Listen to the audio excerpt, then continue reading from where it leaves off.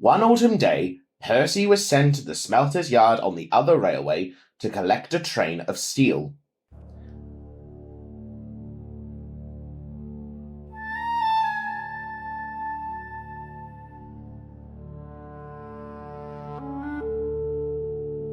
The chilly air grew warmer the further in he went, and the piles of scrap iron by the line side grew larger.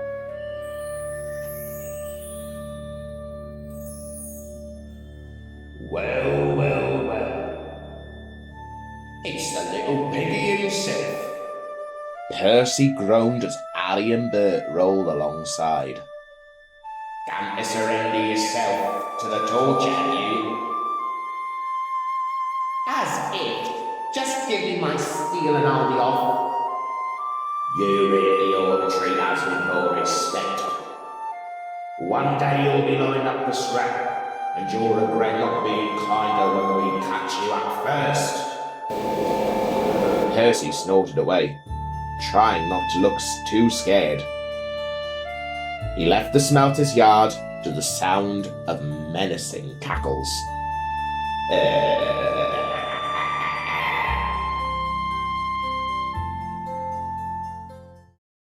That evening, Percy sought validation from the other engines. "Don't waste your energy on them," said Henry. "They're just a pair of blowhards. Nothing they say will ever come true." "All I want to know is what's the matter with those two," exclaimed Percy. "Imagine getting a rise out of threatening to scrap us. They've got to be the most monstrous engines I've ever met."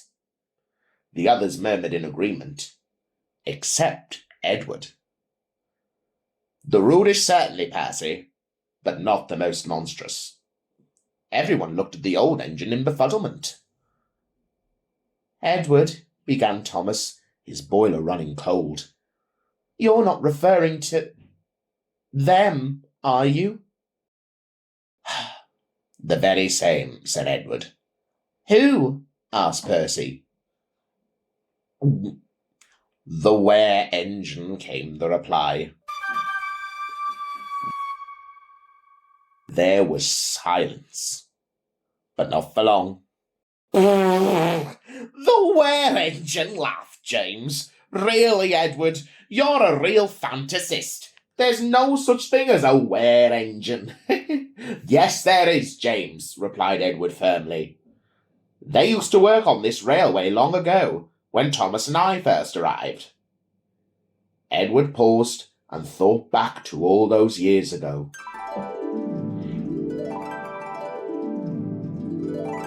Back then, many of the island's engines had been loaned from other railways.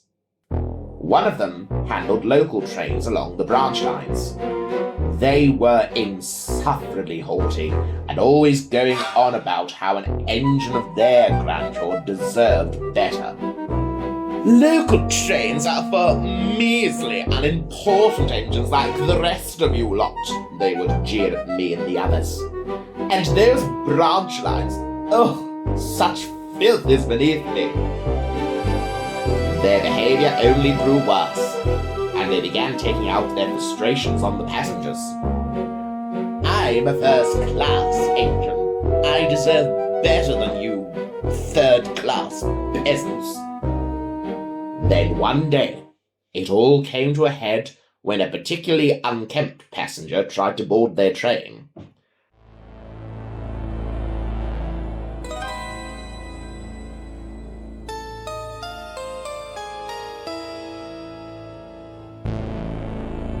Her hair was grimy, her nose hooked, and teeth missing.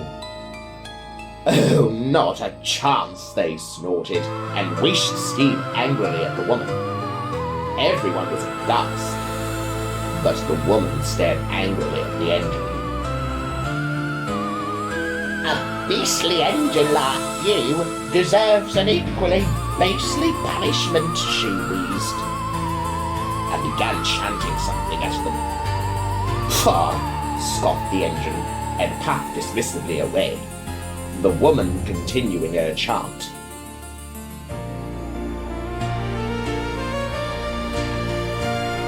Some days passed, and little changed about the engine.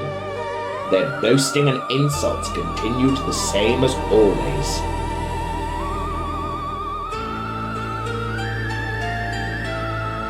But then one night, they returned back to the shed just as the moon began to shine full overhead. Back from a day of transporting peasants to having to share a shed with peasants, they sneered. This railway is truly They stopped. Their eyes began to bulge, and their teeth grew jagged. We all stared in horror as the engine screamed in pain before racing out of the shed.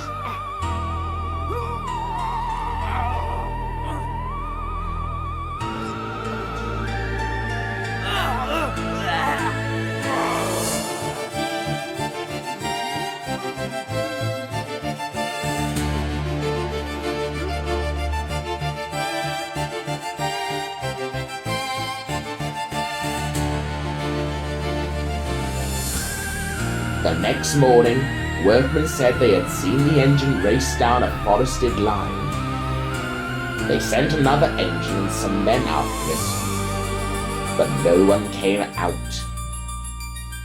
I was sent to try and find them that night, but when I went into the forest, all that awaited me was the missing workman and the remains of the other engine.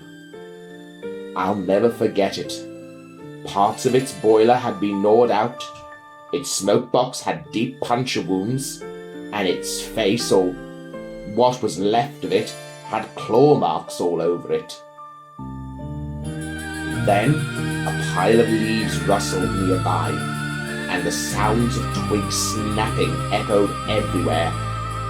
I looked up to see the moon still shining full overhead, its light highlighting me like a beacon. Suddenly, a growling sound filled the air. I wanted to move, but I couldn't. The growling grew louder. Then, from the depths of the pitch-black forest, I could see a pair of piercing red eyes burning into my smoke box. The eyes grew larger, and soon I could see the figure of a hulking, grizzled engine crawling out of the darkness towards me, baring its sharp teeth like a wild animal. I couldn't speak. I couldn't even look away. I just began running backwards out of the forest.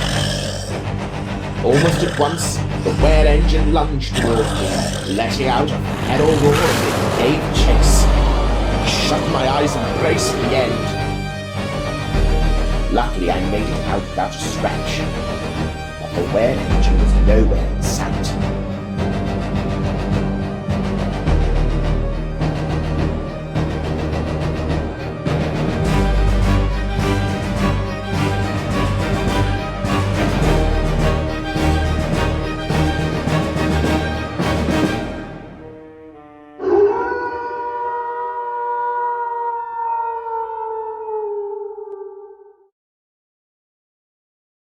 I never did see them again, but rumour has it that they still roam the very forest, waiting for the next full moon for victims to satisfy its beastly desires. The other engines were still as ice. Even James felt a tad uneasy. "Well," said Edward, breaking the silence, "let's all be thankful we're safe in our shed. Now, say we get some sleep." Everyone agreed, and slowly they were all fast asleep. All that is, except Edward. He quietly puffed out of the shed, his lamp lighting the way.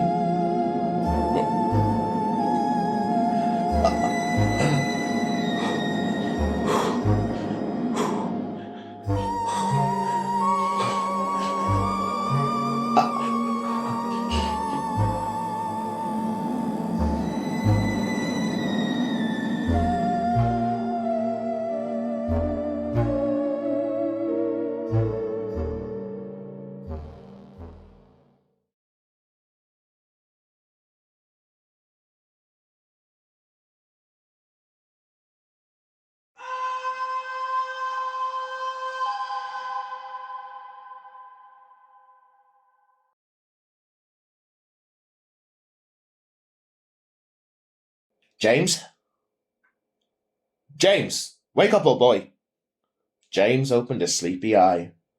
Where is it? He yawned. Edward's gone missing, said his driver. We've been asked to go and find him. James was surprised. Edward was an engine who just went missing. When he had steam up, he hurried out of the shed.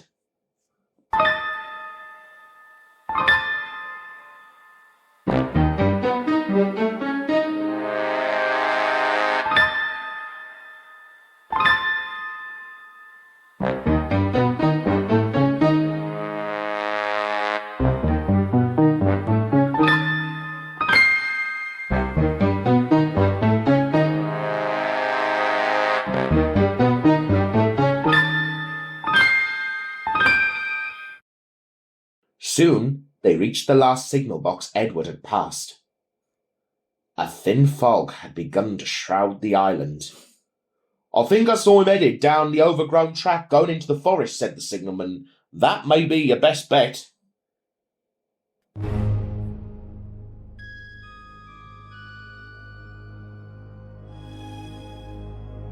The trees grew taller, and the fog grew thicker as James puffed down the old track. Inevitably, Edward's story had begun to creep back into his mind. Where engines? Pah, he scoffed. That Edward must have just been pulling my wheels. I can't believe I fell for it. There's no such thing as a... He stopped. On the line side, shrouded by the fog, was an engine's lamp. His crew inspected it. It looks new, they said, but where's its engine? Then, as the wind howled around, James thought he heard a familiar whistle. Edward? He called anxiously. No one replied. James stared into the pitch-black forest, which seemed to swallow all light from the full moon above. He puffed in to find his friend, twigs snapping from within the darkness.